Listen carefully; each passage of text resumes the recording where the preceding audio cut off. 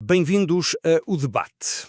Hoje mergulhamos num dos textos mais fascinantes e, diria mesmo, misteriosos do Antigo Testamento, o capítulo 42 do profeta Isaías.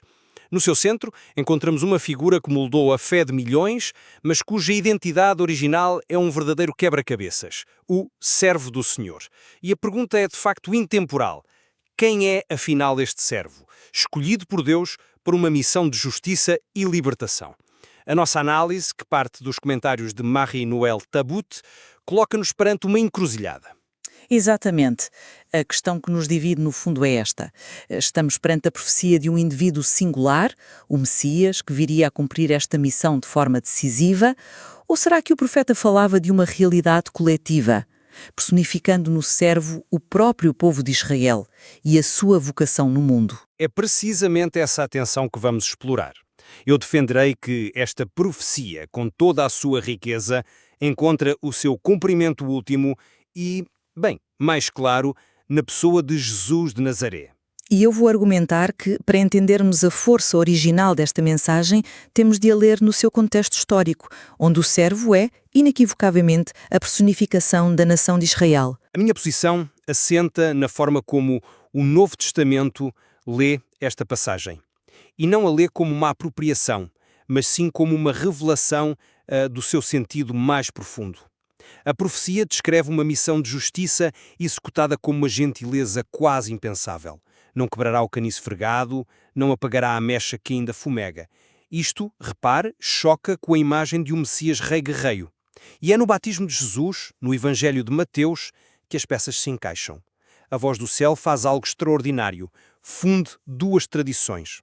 Ao dizer "Este é o meu filho muito amado", aponta para o Messias real da linhagem de David.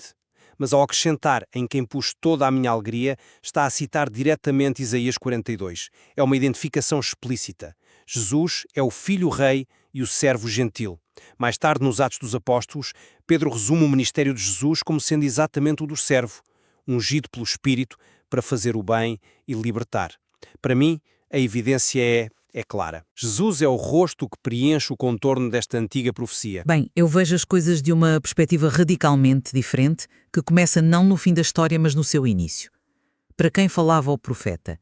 Ele, o chamado segundo Isaías, dirigia-se a um povo destroçado, exilado na Babilónia no século VI a.C., um povo que se sentia abandonado por Deus, um autêntico caniço vergado.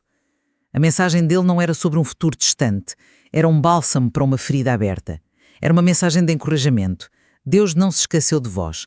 Vós, enquanto povo, sois o meu servo, a minha luz para as nações. E a prova mais demolidora disto não vem de uma interpretação posterior, mas de uma fonte judaica anterior a Cristo, a Septuaginta, a tradução grega da Bíblia hebraica. Os eruditos judeus que a traduziram sentiram a necessidade de ser absolutamente explícitos. Onde o texto hebraico diz "Eis o meu servo", a Septuaginta acrescenta "Eis o meu servo Jacob, o meu eleito Israel". Olhe, isto não é um pormenor, isto é esmagador. São os próprios judeus, séculos antes do cristianismo, a dizer, para que não haja qualquer dúvida, este servo de quem falamos é o nosso povo. É um vislumbre da autocompreensão de Israel na sua forma mais pura. Esse ponto da Septuaginta é, sem dúvida, o argumento mais forte para a interpretação coletiva. Não nego, mas a minha pergunta é: uma clarificação num dado momento histórico fecha todas as outras portas de significado? Os autores do Novo Testamento, que eram judeus e conheciam perfeitamente esta tradição, não estavam a ignorá-la. Eles estavam a propor uma camada mais profunda. A ideia de que um indivíduo pode encarnar o destino de todo um povo não é estranho ao pensamento hebraico. Pense em Adão, que representa toda a humanidade, ou no próprio Jacob, cujo nome se torna o nome da nação. Pois, mas é aí que a minha perspectiva diverge. Ao dizer que Jesus leva à plenitude a missão de Israel, não estamos subtilmente a dizer que a missão original de Israel foi um fracasso? Que o povo, enquanto coletivo, não foi capaz de a cumprir? A promessa do profeta aos exilados tinha de ser completa e suficiente em si mesma. Dizer-lhes, a vossa missão enquanto povo é esta, só para séculos mais tarde se concluir que, afinal, era preciso um indivíduo para realizar, parece-me que esvazia a força da promessa original. Para os exilados, a esperança tinha de ser para eles, ali e naquele momento. Percebo a objeção. A palavra plenitude pode ser problemática se for entendida como a correção de um erro. Eu enquadrá-la-ia de forma diferente. Não se trata de um plano B porque o plano A falhou. Trata-se de um desdobrar, de uma semente que cresce até se tornar árvore. A vocação de Israel como luz das nações foi real e histórica, mas encontrou obstáculos, infidelidades, limitações. A leitura cristã propõe que, em Jesus, essa vocação é vivida de forma perfeita e sem sombra. Ele não anula a missão coletiva, pelo contrário, ele torna-se o caminho pelo qual essa missão se pode concretizar de uma nova forma. Ele é, como sugere o comentário de Tabu, a cabeça que capacita o corpo. Mesmo aceitando essa ideia de um desdobrar, continuo a achar que nos afasta demasiado do chão da história. E isso leva-nos diretamente à natureza da missão do servo, o que significava estabelecer o direito e libertar os cativos para um exilado na Babilónia. Para eles a prisão e as trevas não eram metáforas espirituais para o pecado, eram a realidade concreta e brutal do seu exílio. A libertação prometida era o fim do jugo babilônico, o regresso a casa, a restauração da sua dignidade como povo. A justiça do servo Israel era ser o testemunho, no meio dos impérios opressores, de que há uma forma diferente de organizar o mundo, baseada na aliança com Deus. Espiritualizar isto é correr o risco de fazer do profeta um filósofo abstrato, quando ele era um homem a falar para a dor real de pessoas reais. É uma leitura poderosa e a dimensão histórica é inegável. A promessa teve certamente um impacto imediato na esperança dos exilados. Mas pergunto-lhe, será que a libertação do exílio resolveu o problema fundamental? A história posterior de Israel não é, infelizmente, uma sucessão de novas opressões, persa, grega, romana. Isso não aponta para a necessidade de uma libertação mais profunda, de outra natureza, que a profecia também antecipava? As grandes profecias bíblicas funcionam muitas vezes em múltiplos níveis. A libertação do Egito foi um evento histórico, mas tornou-se o arquétipo de toda a libertação. Da mesma forma, a libertação da Babilónia pode ser o cumprimento imediato, mas aponta para uma libertação mais universal das cadeias do medo, do egoísmo, da morte. É isso que Pedro diz nos Atos. Jesus veio curar os que estavam sob o poder do diabo.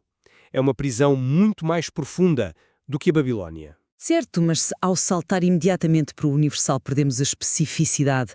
A beleza da profecia é que Deus age na história concreta, não apenas no plano das ideias. A minha preocupação é que a interpretação individual e espiritual, embora teologicamente rica, possa servir para nos anestesiar perante as injustiças concretas. É mais fácil falar de libertação do pecado do que de libertação de sistemas económicos ou políticos opressores. A interpretação coletiva mantém-nos com os pés na terra. A vocação de um povo é ser um agente de transformação no mundo. Mas a transformação que Jesus propõe é precisamente a que pode mudar o mundo a partir de dentro. E aqui a descrição do modo de agir do servo é crucial. Não gritará, não levantará a sua voz. A sua justiça não vem pela espada, pela revolução violenta, vem pela gentileza, pelo respeito pelo que é frágil. Como é que uma nação inteira, Israel, historicamente, cumpriu esta missão de libertação com gentileza? A sua própria história, como a de qualquer nação, é também marcada pela violência. Esta descrição de uma gentileza radical parece ajustar-se muito mais a um indivíduo singular do que a um corpo político e aponta para um tipo de poder que, bem, não é deste mundo. E é que discordamos fundamentalmente.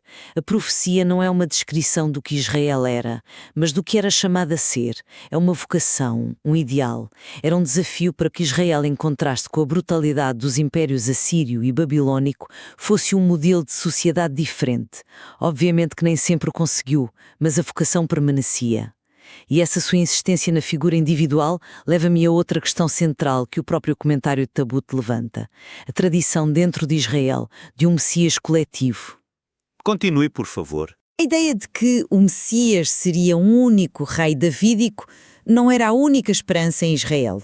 O comentário cita o profeta Miqueias, que fala de um resto de Israel que será como um leão entre as nações. Quer dizer, a esperança messiânica estava para muitos ligada ao destino de todo o povo como agente da redenção de Deus.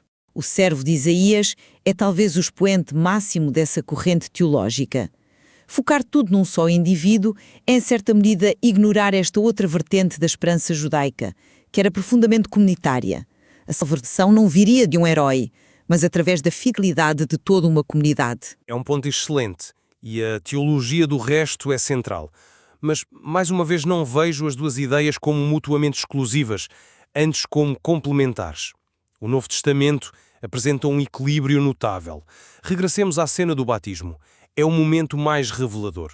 O que faz Jesus? Ele solidariza-se com o coletivo. Entra na fila com os pecadores, mergulha nas mesmas águas que eles, assume o seu lugar no seio do povo. É um ato de identificação radical. No entanto, nesse mesmo instante, a voz do céu distingue-o, singulariza-o. Este é o meu filho. Ele é ao mesmo tempo totalmente solidário com o coletivo e absolutamente único na sua identidade. É o indivíduo que encarna e lidera a missão do coletivo, não à parte dele, mas a partir de dentro. Mas essa distinção não corre o risco de reintroduzir uma hierarquia que o conceito de servo-povo procurava precisamente evitar? A beleza da ideia do servo Israel é que cada membro do povo participa nessa missão. Ao concentrar tudo num só indivíduo, por mais solidário que ele seja, não se retira essa agência e essa responsabilidade do coletivo. A mensagem do segundo Isaías era de capacitação para todo um povo, não de espera passiva por um único Salvador que fará tudo por eles. Eu diria que, em vez de retirar a responsabilidade, ele a redefine e a torna possível. E aqui temos de considerar que este texto em Isaías 42 é apenas o primeiro dos chamados Cânticos do Servo. Se avançarmos no livro de Isaías, especialmente para o quarto cântico, no capítulo 53, a figura torna-se ainda mais individualizada e dramática.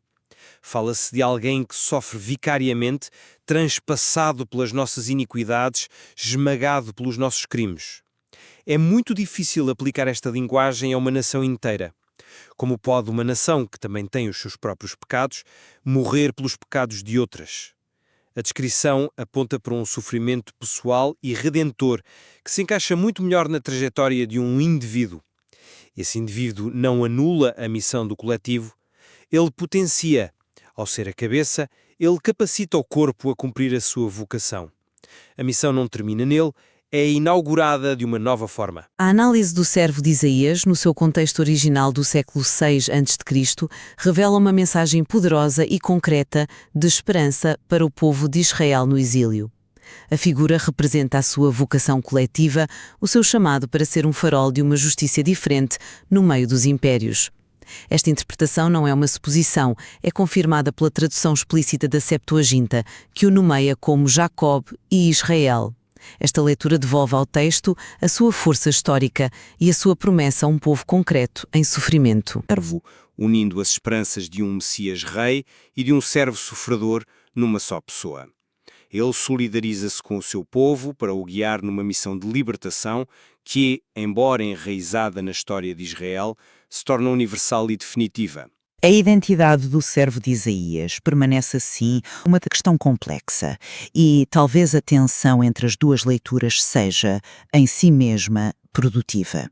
Seja entendida como o destino coletivo de um povo ou a missão única de um indivíduo, a passagem desafia-nos a pensar numa justiça que não esmaga, mas que cura, e numa vocação para a libertação de todos, tanto das cadeias visíveis como das invisíveis. De facto, talvez o valor não esteja em escolher um lado, mas em ver como ambas as perspectivas iluminam a profundidade deste texto.